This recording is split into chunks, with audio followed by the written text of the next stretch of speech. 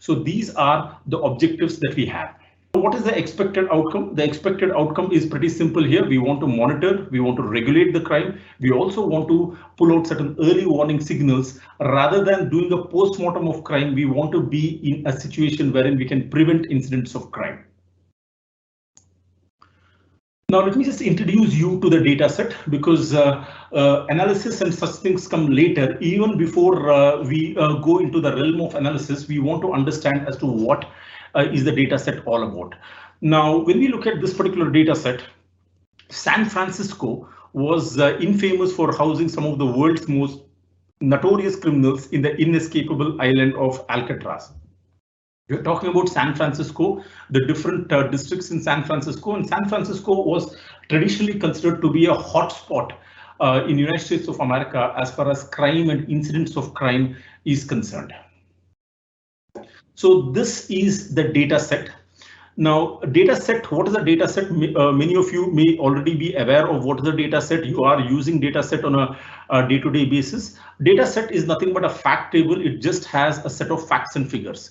Now, what is the data set that we had look like? It had the date when the crime was committed. You have certain timestamp. You can see here 13th May 2015. We had around 15 years of data roughly. What is the category of crime? Like larceny, vehicle theft, you have other offenses, you have robbery, assault, you have non-criminal activities. We have studied close to 40 different crimes in this particular data set. Third one is they've given some description. Which day did the crime take place? For example, the first crime took place in Wednesday. As you scroll down, you'll see different days in which the crime was committed. What is the police district near which this particular crime was committed? There are 10 different police districts like Northern District, Park, Ingleside, Richmond, Central, Tenderloin, and such areas wherein these incidents of crime were committed. Finally, how did the police resolve this? Did they arrest it? Was there no resolution? Did they book the person? What was the action taken? What is the address? And lat long of the incident of crime is also given. Now, if you have GIS, perhaps you could put it in a BI map and you could just visualize this, but I'm not getting into it. I'm just looking at this particular data set. Data by itself is dead. It's just a fact table. This does not tell you much. Now, one of the first things that I was fascinated is when somebody gives a data set, the critical thing is the one question that we can always ask is, does this data set tell me a story? Does it tell me certain insights which are otherwise not apparent to the naked eye, right? Now, if you are able to splice and dice the data set, then the data set sort of starts telling a story and you'll start seeing certain interesting insights that this data set produced. The insights, I'm just dividing into two areas. One is strategic insights. This will help bureaucrats, administrators in long-term decision making. So here the emphasis is on long-term planning. How many incidents of murder can happen in the next 5 years or 10 years? How many police officers do I need? What is the kind of training that I need to give to my police officers? And where do I recruit them? Where do I deploy them? All these questions can be answered through strategic analysis. It's a very basic analysis we are in the third stage, which is building dashboards. Now, when you look at from 2014 onwards, the data from 2004, my apologies, in the x-axis, I've just basically taken the years, and the y-axis, I've just taken the total number of incidents of crime. Now, from 2004 onwards, you see here, there is a decrease in incidents of crime until about 2007. From 2007, there is an increase. Again, there's a sharp decrease and further decreases, and post 2011, the incidents of crime start peaking. Now, at an overall level, you can expect this in number of incidents of crime to increase further and further. Let us dig further into this particular data. We are trying to answer one simple question. If you look back at the objectives, one of the questions that we had in the deck was, what are the major crimes in San Francisco, right? There are 40 different crimes.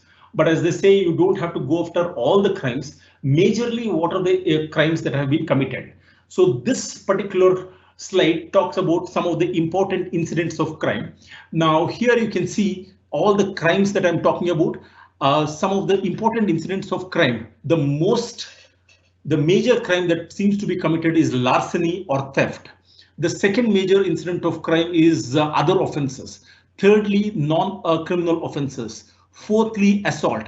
Fifth one, drugs and narcotic related stuff are also committed here. Now, if you look at below the graph, you see certain other incidents of crime as well, like trespassing and such things, extortion. But here you don't see too many incidents of extortion and such things. As they say in data science, 80-20, 80% of the efforts can be directed towards curbing, reducing incidents of theft, other offences, narcotics, non-criminal. You would have still brought down the incidence of crime in this particular region. So that is one insight that we can pick up from this particular slide. Nextly, what I'm showing you is a tree map. This tree map only supports the argument that we made in the earlier slide. The way we interpret this particular tree map would be to say the larger the rectangle, more the number of incidents of crime. The smaller the rectangle, fewer the number of incidents of crime.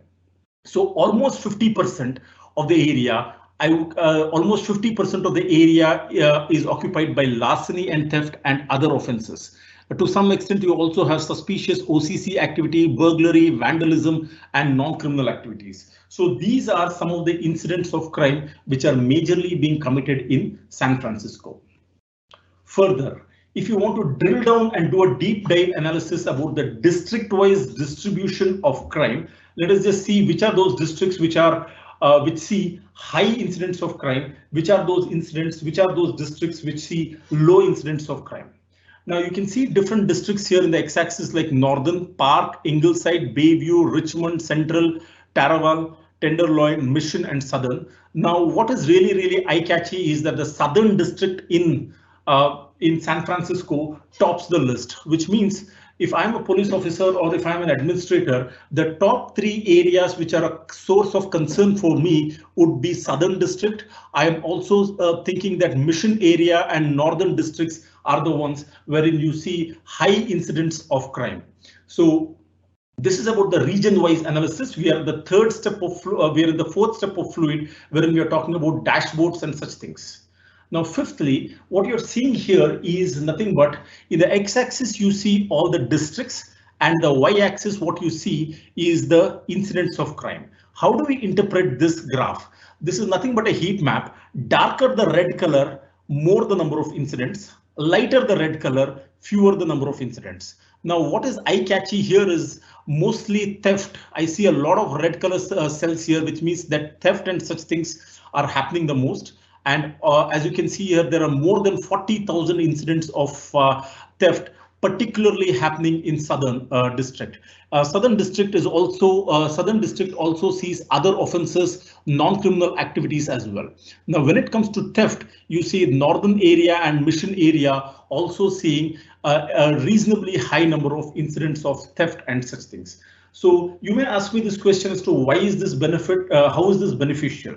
Now, your life and my life does not revolve around catching criminals.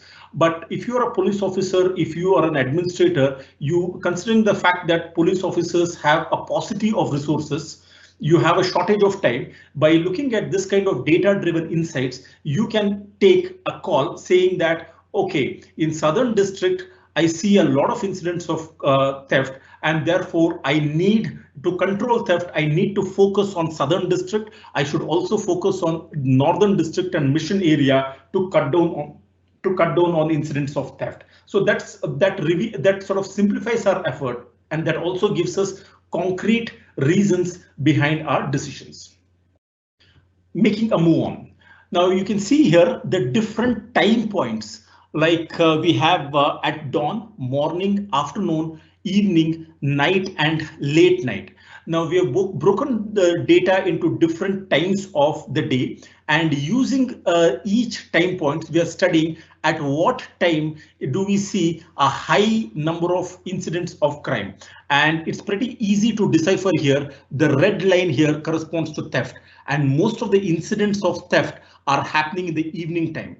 In the morning, it picks up. In the dawn, you have fewer than 20,000 incidents, but by morning, it climbs up to 30,000 plus and hits its maximum of 60,000 by evening. So at evening, Southern District, if you just sort of connect the threads here, at evening, Southern District, particularly incidents of theft, if you can deploy police officers, we can see a lot of improvement. We can see a lot of reduction in the incidents of theft related crimes. Now you also see a green related green color bar, and the green color bar corresponds to other offenses. If you read the legend here, it corresponds to other offenses, and the third line here corresponds to incidents of non-criminal activities. Again, most of these incidents, when it comes to non-criminal activities, majorly it is happening in the afternoon, and by the time it is evening or night, it sort of tapers off. So all these are part of dashboarding, and we can sort of take strategic decisions, take strategic calls based on our analysis. Now I've come to the end of one episode, which is basically the strategic part, wherein using this bar chart, heat map, using clustered bar chart and such things, we were able to see what are the long-term patterns, what are the long-term trends in analysis. But when you look at the tactical analysis, if you look at the very second slide which I presented, there is the strategic part as well as the tactical part. Now, if we have to get down to the brass tacks and look at specifically what time in the day do I see a peak as far as crime is concerned, and what time of the day do I see a reduction in crime? Which are those regions wherein you see high incidence of crime and such things? If we have to do tactical or immediate, if we want to see immediate results, what we need to do is we need to do tactical analysis. Now here, I'm going to show you a few graphs. Now you can see here, there are 4 different types of crime that I've pulled out. Now the first type of crime that you see here is arson. Now in a day, there are 24 hours, which I'm sort of plotting in the x-axis, and the number of incidents that I'm plotting would be along the y-axis. Now, when you talk about arson, arson is a kind of crime wherein people set their own property on fire falsely, and then they demand insurance and such things. In the first world countries, basically arson related crime is very, very prominent. In India and such places, mostly we do not insure all the items. We insure perhaps home, we have vehicle insurance and such things. But arson and such things in from carpet to body parts, almost everything gets insured in first world countries, and many of them deliberately sort of put their property on fire and make exorbitant claims. So if you want to look at arson related crime, one of the key insights that I can pick up is that in the morning around 4:30, you see an increase of arson related crime. Then it sort of reduces. Again, in the late night around 10:30 and 11, you see again arson related incidents coming up. So in either in the morning or late in the evening, you see arson related crime. Now compare this particular profile with another set of data, which is disorderly conduct. Now, when you look at disorderly conduct, it is the same data. I'm not doing any advanced machine learning techniques here. I've not applied artificial intelligence and such things here. But the beauty behind Fluid is that it talks about, it puts a lot of emphasis on creating dashboards. It wants you, it says, not every problem is a machine learning problem. Not every problem is a deep learning problem. We can pull out a lot of interesting insights purely by looking at dashboards. And the moment you slice and splice the data set, you can see here there are very, very crucial insights. Now look at disorderly conduct. The profile itself is different here. Disorderly conduct you mainly see at 5:30 a.m. or 6 o'clock. So I do not know, I'm assuming this. Maybe there is a stadium, and since in US people are very, very crazy about soccer and such things, people may have had a nice party. You may see a lot of bars or pubs and restaurants. People may have had a lot of people may have come out of a stadium and they may be indulging in disorderly conduct. So those areas wherein you have high incidents, high number of pubs, restaurant, bars and such things, this is the place wherein you can sort of focus on deploying your resources so that you can sort of reduce disorderly conduct. Now let's look at extortion. You see most of the extortion related incidents either at 12 o'clock, that is in the morning, or again at 1 p.m. So extortion is a different, it has a different profile completely. When it comes to drugs and narcotic, this has a completely different profile. It mostly peaks at 3 a.m. and it continues till evening, and then it slowly peters off. So you see 4 different incidents of crime. Now, as I said, at the Cost of repetition. What does this tell me? This helps me identify what are the specific time points in a day wherein I see a peak crime. And given that there are peak incidents of crime, I can deploy my police officers. I can give them specialized training and ask them to sort of watch specific areas and specific time points to reduce incidents of crime.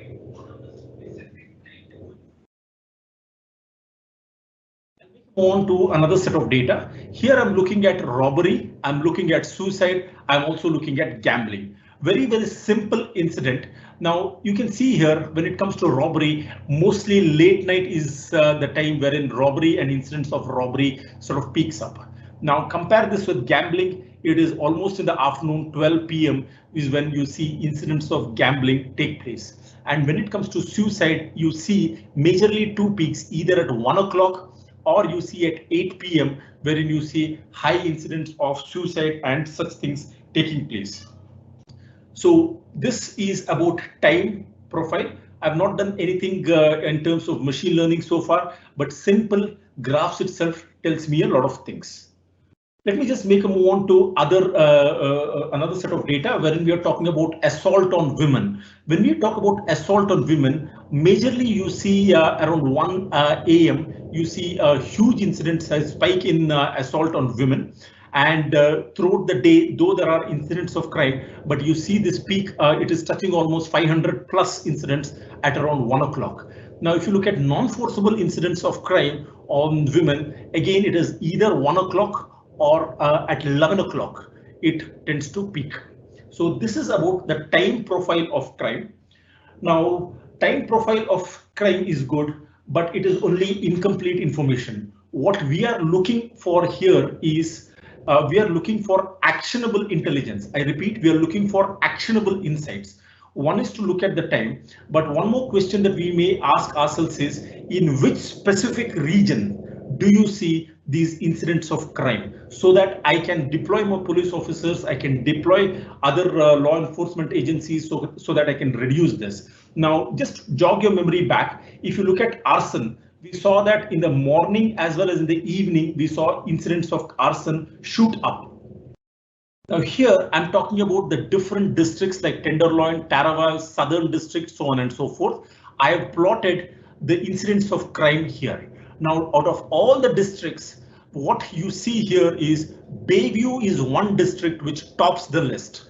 Now you know that out of all the districts, if I have to bring down arson related crimes, I have to focus on Bayview. Not that other districts are free from this, but relatively they are lesser in other districts as compared to Bayview. Compare this profile with assault. Bayview is relatively free when it comes to assault related crimes. Suddenly what you see is Mission area and Tenderloin areas. These are two areas wherein the incidents of crime sort of shoot up as far as assault is concerned. So simple graphs, a simple horizontal bar chart is telling me when do I put my resources, where do I put my resources, what time do I put my resources. This is what I mean when I say actionable intelligence. Let us move on to another set of data. Here I'm talking about forgery and counterfeiting. Almost all the districts see huge incidents of forgery and counterfeiting, but what tops the list is Southern. So if I have to bring down forgery, counterfeiting incidents, mainly I have to look at Southern areas because this is the one which tops the list. It's almost 2,500 incidents. Vandalism and such areas are, and such incidents are seen everywhere, but Southern area, Southern district tops the list when it comes to vandalism as well as counterfeiting. Disorderly conduct. Now, again, if you just go back and see disorderly conduct, we spoke that in the morning hours you see huge incidents of disorderly conduct. Now, where do I deploy my resources? This particular slide answers that question. Bayview is the one wherein you see huge number of incidents of disorderly conduct. So Bayview, you can also focus on Ingleside and to some extent southern areas, specifically in the morning hours of 5:30 and 6:30, you can focus on this particular crime. Now, how is this useful? I've already told you, since the police officers who work in shift, morning shift is different. evening shift is different and night shift is different. You can basically you can optimize the resources appropriately so that we can tackle this kind of crime. Look at drugs and narcotics. Bayview has suddenly gone silent. Now you see Tenderloin. It sees almost 15,000, almost like 17,000 incidents of crime related to drugs and narcotic. Now, this is about time and location profile. Now, just sort of curiosity, what I've done is basically I've also looked at the day in which the crime has committed. We looked at time, we looked at location. Now, what we are looking at is in which of the days, is it on a Monday, is it on a weekend? You see a spike in incidents of crime. When it comes to assaults, clearly Saturday and Sunday, you see huge spike in incidents of crime. And when it comes to incidents of burglary, Friday is the day when you see huge spike in burglary related crimes. When it comes to vehicle theft, again, it is Friday. Mostly on a weekend, you see vehicle theft and such things. Compare this with drugs and narcotic. Wednesday, the middle of the week, is when you see high incidents of drugs and narcotic. To just take you back here, Tenderloin. So Tenderloin tops the list. Now we see that Wednesday is the time when there are the huge incidents of crime in Tenderloin area about drugs and narcotics. So all this is simple analysis wherein I'm focusing on time, day and such things, what we call as descriptive statistics, or we can also call this as exploratory data analysis. Now look at disorderly conduct. We saw that in Bayview you have high incidence of disorderly conduct, particularly in the daytime. The question is, which of the days, which of the 7 days do you see a high incidence of crime?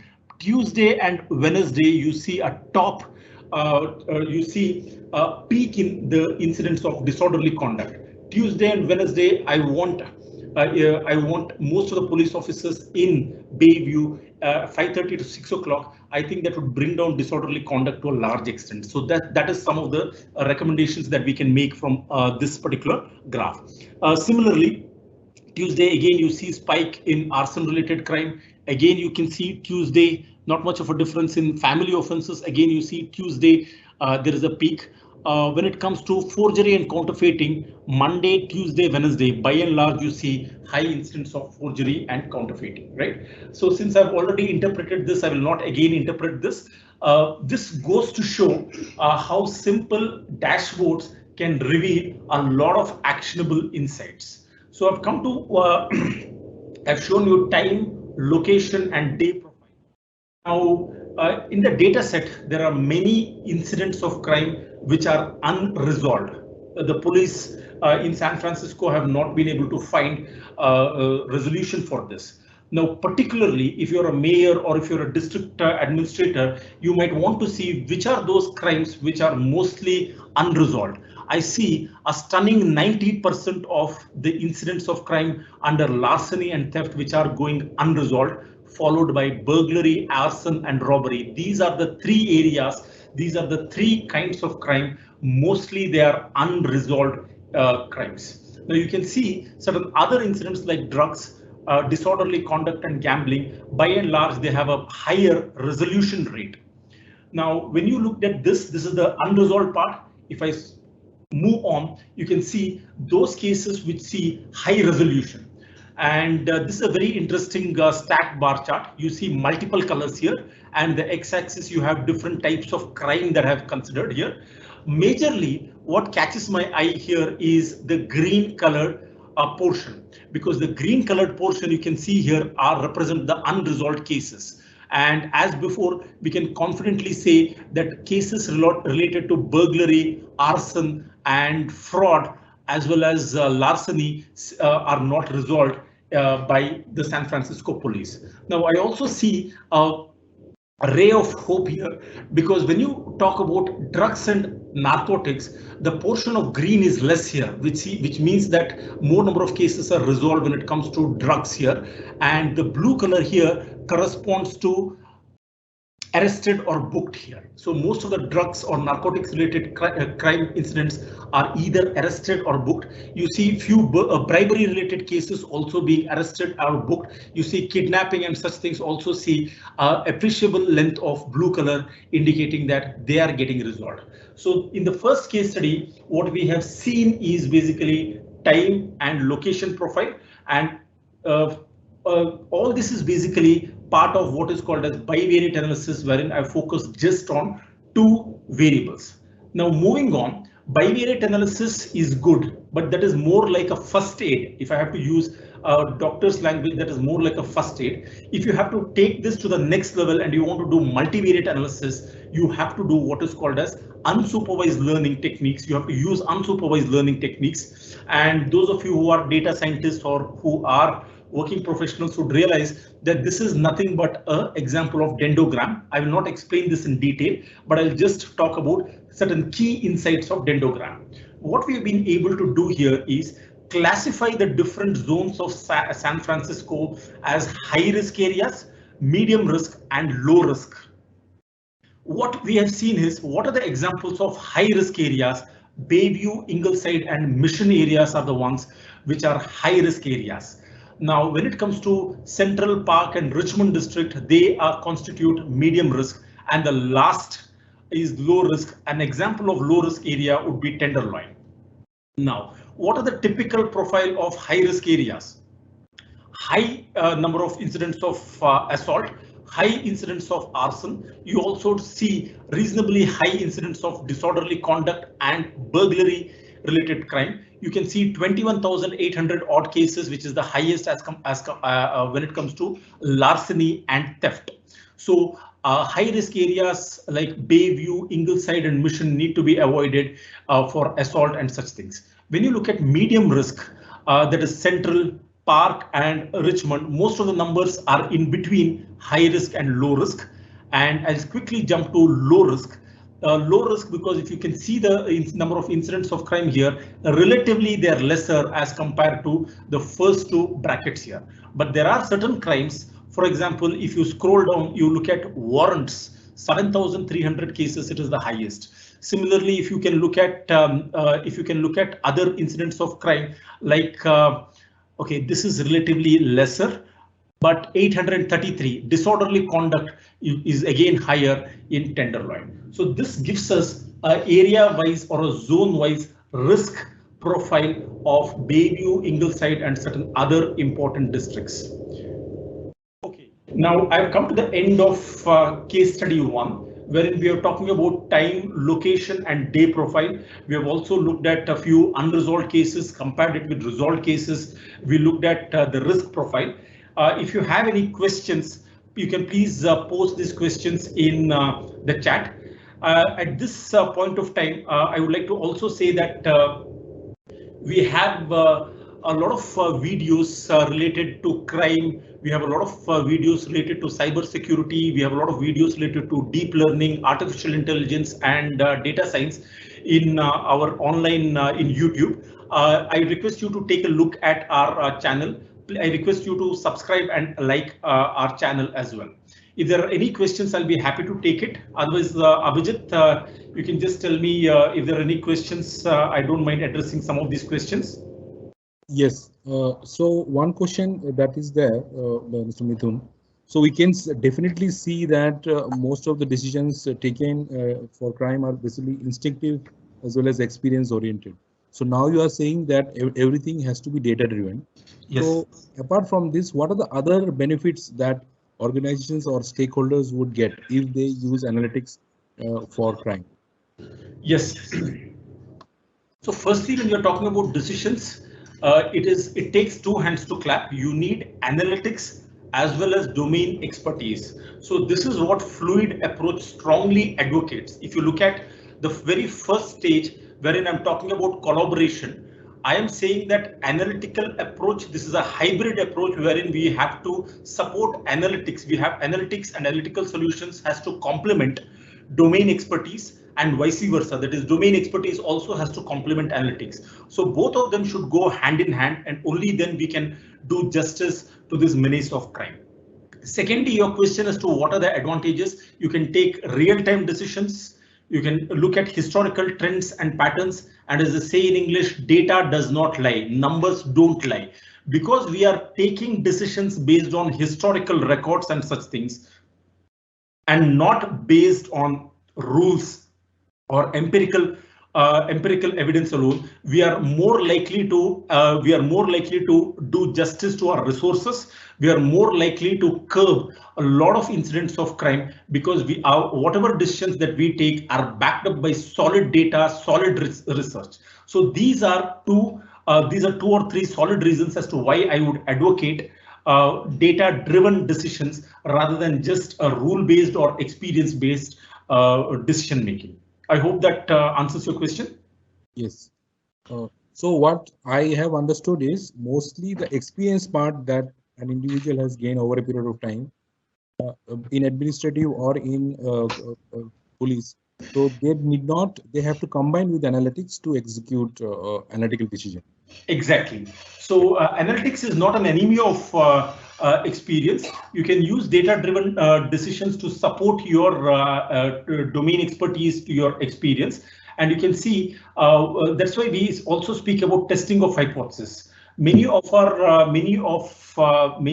hypotheses and such things about crime may be true or may not be true. Once we use data, once we get these insights, we can strengthen our claim. We can go to our top decision makers and say, this is what the data is saying, and therefore I need X amount of budget to be allocated to this particular crime, to me to have more trained specialist police officers. I want to have more dog squad and such things. I want to procure more arms and ammunition so that I can curb the menace of crime. So if you have data-driven backing, I think your claims will be respected more. That is my understanding. Agree.